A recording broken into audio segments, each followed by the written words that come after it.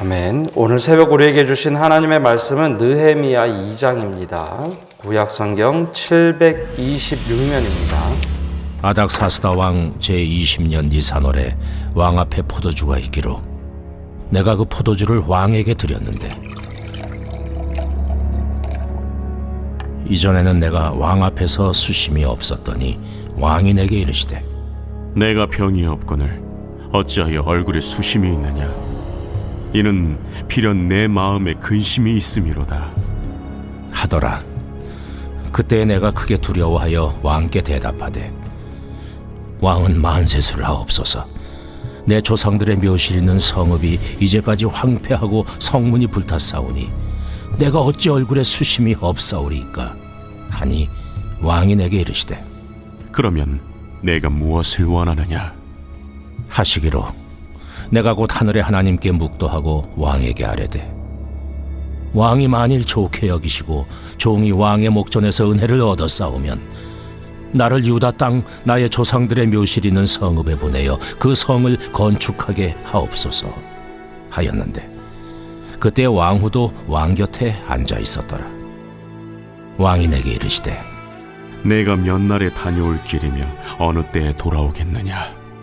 하고 왕이 나를 보내기를 좋게 여기시기로 내가 기한을 정하고 내가 또 왕에게 아뢰되 왕이 만일 좋게 여기시거든 강서쪽 총독들에게 내리시는 조서를 내게 주사 그들이 나를 용납하여 유다에 들어가기까지 통과하게 하시고 또 왕의 삼림감독 아삽에게 조서를 내리사 그가 성전에 속한 영문의 문과 성곽과 내가 들어갈 집을 위하여 들보로 쓸 제목을 내게 주게 하옵소서 하매 내 하나님의 선한 손이 나를 도우심으로 왕이 허락하고 군대 장관과 마병을 보내어 나와 함께하게 하시기로 내가 강 서쪽에 있는 총독들에게 이르러 왕의 조서를 전하였더니 호론 사람 산발락과 종이었던 암몬 사람 도비아가 이스라엘 자손을 흥왕하게 하려는 사람이 왔다 함을 듣고 심히 근심하더라.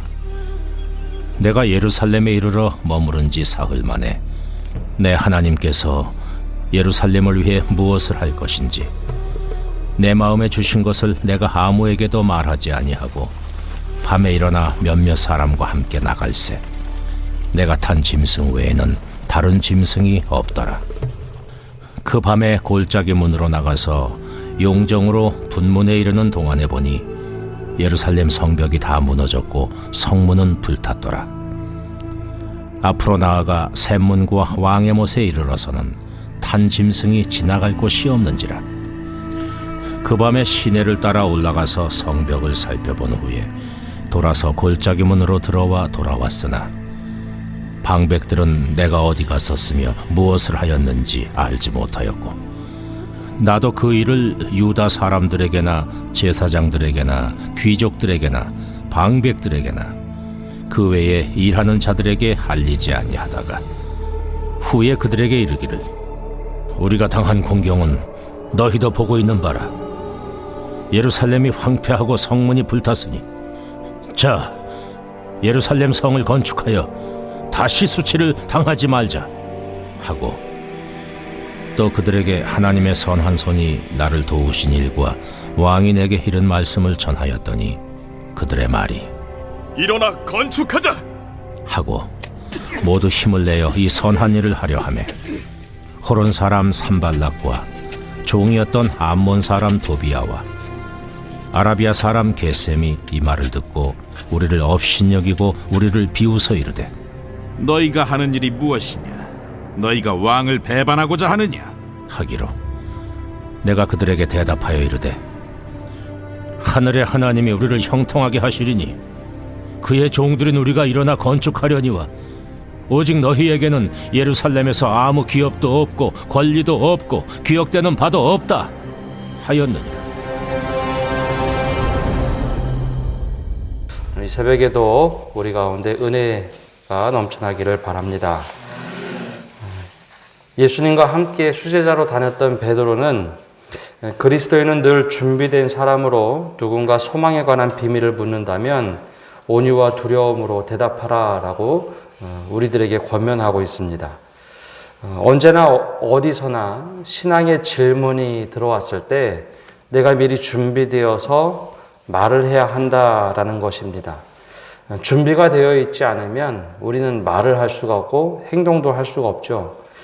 말을 한다는 것은 매 순간 내가 하나님과 동행하고 있는가, 이 준비가 되어 있을 때 누군가 질문할 그 순간 우리가 소망에 관한 이유에 대하여 말할 수 있다는 겁니다. 근데 두 가지 의미가 있죠.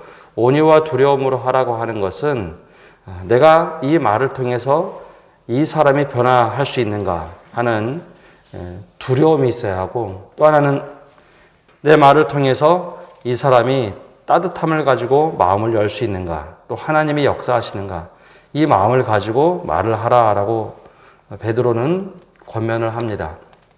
내 말이라는 것은 늘 준비가 되어 있어야 말을 할 수 있습니다.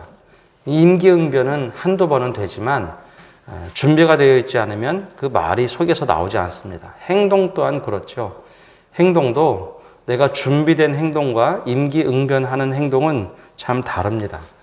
오늘 말씀에는 느헤미야를 통하여 준비된 행동이 무엇인지, 준비된 말이 무엇인지 아주 잘 보여주는 본문과 말씀이 나옵니다. 느헤미야는 이미 1장에서 나온 것처럼 고향의 성전이 불타고 성벽이 무너졌다라는 소식을 듣게 됩니다. 그리고 통곡을 하죠. 그렇다고 슬픔에만 빠져있던 것은 아니고 그가 기도하면서 본인이 할 수 있는 준비를 하기 시작합니다. 왕궁에 있던, 즉 바사 왕궁에서 술 관원으로 있던 느헤미야가 준비할 수 있는 것이 과연 무엇이 있을까요? 겉으로 드러난 행동은 아닙니다. 만약에 내가 고향으로 돌아간다면 저 성벽을 어떻게 중수, 즉 재건할 수 있을까 하는 것을 머릿속으로 다 그려보곤 합니다. 이미 에스라 시대부터 수룹바벨의 성전이 재건됐던 이야기, 또 바사 왕궁에 있었기 때문에 에스라가 8년 전쯤에 돌아가서 성전 종교개혁을 했던 이야기, 이거 이미 느헤미야는 다 파악하고 있었을 겁니다. 왕궁에 있다는 것은 그만한 정보가 있죠. 그리고 나서 모든 것을 머릿속에 구상을 합니다. 내가 이걸 어떻게 해야 될까? 무엇을 해야 될까? 늘 기도하면서 준비를 합니다. 그러던 어느 날 왕이 갑자기 물어보기 시작합니다. 3, 4개월이 지난 어느 날, 오늘 말씀 1절에 나오는 것처럼 내가 그 포도주를 왕에게 드렸는데 이전에는 내가 왕 앞에서 수심이 없었더니, 자신의 표현을 하는 거죠. 그가 술 맡은 관원이었기 때문에 왕에게 포도주를 갖다 드리면 아주 최측근입니다. 바로 왕이 옆에서 바라보는데 왕이 갑자기 질문을 합니다. 이 질문을 하죠. 2절에 보면 내가 병이 없거늘 어찌하여 얼굴에 수심이 있느냐, 이는 필연 내 마음에 근심이 있음이로다 하더라. 왕이 옆에서 이 느헤미야를 유심히 지켜보았습니다. 근데 술 관원이 수심이 있으면 안 됩니다. 지금과는 많이 다른 시대, 왕을 독살했던 일들이 너무 많았고, 이 아닥사스다 왕의 아버지 아하수에로 왕은 살해를 당했습니다. 근데 음식을 차리는, 더군다나 포도주를 가져오는 사람이 얼굴에 수심이 있다, 병은 없는데 수심이 있다, 이것은 딴 맘을 먹을 수 있다라는 판단을 할 수 있죠. 그래서 왕이 물어보는 겁니다. 야, 너 분명히 병은 없는 것 같고 얼굴에 수심이 있는데 도대체 무슨 일이냐? 이때 느헤미야가 순간 긴장을 합니다. 걱정을 하죠. 내 말 한마디에 내 생명이 살 수도 있고 죽을 수도 있습니다. 더군다나 적국의 포로로 3세대, 4세대가 지났던 느헤미야, 자신의 말이 잘못되면 자신이 죽는 것뿐만 아니라 이미 아하수에로 왕 때 에스더에서 나타났듯이 내 말 한마디 잘못하면 내 동족이 죽을 수도 있는 상황입니다. 그래서 긴장하고 이 느헤미야가 대답을 하죠. 근데 느헤미야가 대답할 때 느헤미야는 이미 준비되었던, 하나님께 기도했던 것을 말하기 시작합니다. 이렇게 대답을 하죠. 고향 조상들의 묘실에 성읍이 황폐하고 성문이 불타서 너무 속상합니다. 이 말씀을 잘 보면 느헤미야가 무엇이라 대답했냐면 성전에 대한 이야기를 하지 않습니다. 내 고향의 묘실 성읍이 불탔다. 그리고 성문이 불탔다.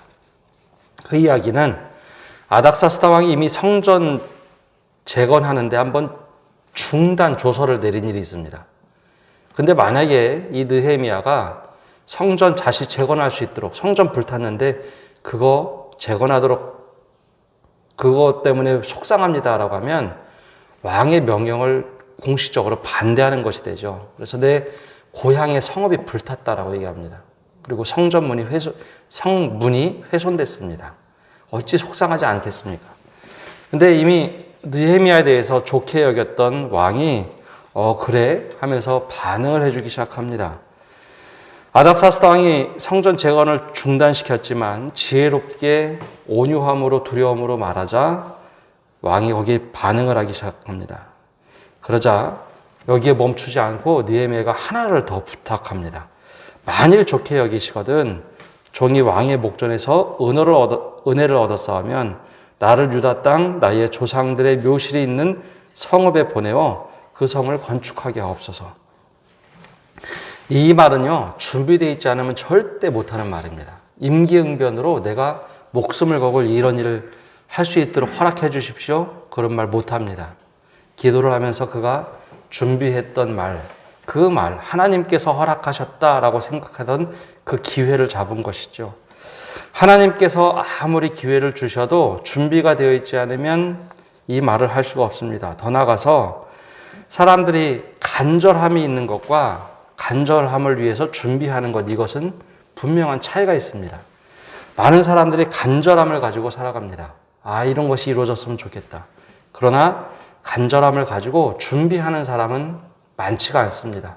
그냥 간절함이 간절함으로 끝날 때가 대부분입니다. 간절함을 이루기 위해서는 준비를 해야 하는데 대부분의 사람들은 준비하지 않고 간절함으로만 멈춰버립니다.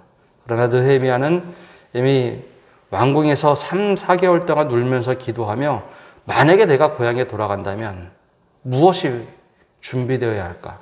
무엇을 계획해야 할까? 이것을 다 머릿속에 가지고 있었기에 하나님께서 기회를 탁 주셨을 때 그 기회를 분명하게 붙잡습니다. 얼핏 생각하면 느헤미야가 왕궁에 있으니까 이런 일을 하기 쉽지 않을까? 아니요, 정반대입니다. 왕궁에 있어서 오히려 할 수가 없습니다. 내가 행동하는 것 다 일거수일투족을 사람들이 보기에 함부로 행동할 수가 없습니다. 또 왕의 측근이니까 이런 말을 할 수 있는 건 아니야? 아니요. 왕의 측근이기 때문에 더 할 수가 없습니다. 요즘에도 이제 우리나라 정치를 보면 대통령의 참모진이 하나만 잘못하면 온 나라가 들썩거립니다. 참모진이기 때문에 더 조심해야 하고 더 신중해야 합니다. 느헤미야가 거꾸로 보면 꼼짝달싹 할 수 없는 상황임에도 불구하고 머릿속에 다 준비가 되어 있던 그였기 때문에 왕이 자신의 위기, 즉, 야, 너 병도 없는데 왜 수심이 있느냐? 오히려 위기에 빠졌을 그 상황에 위기를 기회로 만들기 시작합니다. 그때 느헤미야가 한 가지 더 또 요청을 하는데요. 왕의 너그러움을 막 높이면서 계속 말을 이어가는 것이 있는데요. 준비와 확신이 없으면 절대 할 수 없는 말들을 또 왕에게 부탁을 합니다. 왕이 좋게 여기시거든 군대로 보호해 주시고 서쪽 총독들의 간섭을 막아주시고 더 나아가서 고향에 돌아가면 성벽이나 성전 재건해야 하는데 아삽을 통해서 목재들을 준비시켜 주십시오라는 부탁까지 합니다. 왕이 한마디 했죠. 너 얼굴에 왜 이렇게 수심이 있느냐? 그 말 한마디 했는데 그 한마디를 가지고 자신이 계획하고 준비했던 모든 것, 하나님과 씨름하며 응답받았던 것을 다 쏟아냅니다. 그러자 왕이 이 모든 것을 좋게 여기고 그래, 고향으로 돌아가서 성벽을 재건해라. 그럴 때 오히려 이 느헤미야가 자신의 요구사항을 다 얘기합니다. 이것도 필요하고 이것도 필요하고 이것도 필요합니다. 왕이여 좋게 여기시거든 내가 은혜를 받아서 이 일들을 행할 수 있게 해주십시오. 왕이 이 일을 아주 좋게 여기고서 권면을 합니다. 근데 느헤미야가 이때 약속을 합니다. 제가 거기 돌아가서 열심히 하고 돌아오겠습니다. 이 약속을 합니다. 이 느헤미야가 준비되어 있지 않으면 이 말도 못하죠. 감사합니다 하고 고향에 돌아갈 텐데, 그러면 아마 왕이 아주 괘씸하게 여겼을 겁니다. 제가 다른 꿍꿍이가 있구나. 근데 느헤미야는 이 아닥사스다 왕의 성향도 파악했기 때문에 내가 이 기한을 정해두고 가서 이것을 중수하고 다시 돌아오겠습니다 라고 말을 합니다. 그리고 이 일에 대하여 느헤미야는 이런 고백을 합니다. 하나님의 선한 손이 나를 도우심으로 왕이 허락하셨다. 왕이 스스로 결정한 것이 아니라 하나님의 선한 손이 나를 도우셨다라는 고백을 하죠. 그리고 나서 느헤미야가 3차 귀환을 하게 됩니다. 첫 번째 귀환, 이 고레스 왕이 처음에 1차 귀환을 시킬 때는 성전 재건이었습니다. 근데 두 번째 에스라가 고향으로 돌아갈 때는 성전 재건 이후에 신앙의 개혁이었습니다. 세 번째 느헤미야가 고향으로 돌아갈 때는 성벽 재건이기도 하지만 믿음에 대한 확실함입니다. 그래서 느헤미야가 준비되어져서 고향으로 부랴부랴 귀환한 것이 이것을 보고 3차 귀환이다라고 부릅니다. 근데 이 느헤미야가 3차 귀환을 하자마자 한 일이 있습니다. 한 달 정도 걸려서 먼 곳 고향까지 돌아가자 3일 정도 쉰 다음에 3일 저녁에 한 명의 신하를 데리고 그곳을 몰래 돌아봅니다. 귀족들에게도 얘기하지 않고 방백들에게 이야기하지 않고 성전을 돌아봅니다. 이 준비가 된다는 것은 말의 준비만 있는 것이 아니라 행동의 준비도 있어야 합니다. 교회뿐만 아니라 어떤 곳에서도 어떤 일을 시켜보면 어떤 사람은 말로만 준비하는 사람이 있습니다. 이거 될 거고 이거 될 거고 될 거고 막상 해보면 아무것도 안 되는 사람이 있고, 어떤 사람은 어떤 일을 준비할 때 직접 다 돌아보는 사람이 있습니다. 직접 다 돌아보고 꼼꼼하게 동선까지 파악해보는 사람들이 있죠. 근데 느헤미야는 이 바사 왕궁의 참모진 아니었습니까? 굉장히 지위가 높은 사람입니다. 아무리 술 맡은 관원이라 할지라도 왕에게 직접 술을 맡은 관원으로서 술을 따라드리는 사람은 술 맡은 관원으로서 최고의 자리입니다. 즉 밑에 부하들한테 시키면 모든 것이 이루어지는 것이지만 느헤미야는 그렇게 하지 않습니다. 성벽을 다 일일이 돌아봅니다. 어디가 무너졌고 어디를 재건해야 하며 어디는 새로 공사해야 되는지 그것도 남들이 알지 못하도록 밤에 돌아보죠. 남문을 시작으로 꼼꼼하게 돌아봅니다. 밤이 새도록 이슬 맞으면서 꼼꼼하게 다 돌아봅니다. 그리고 나서 사람들을 모읍니다.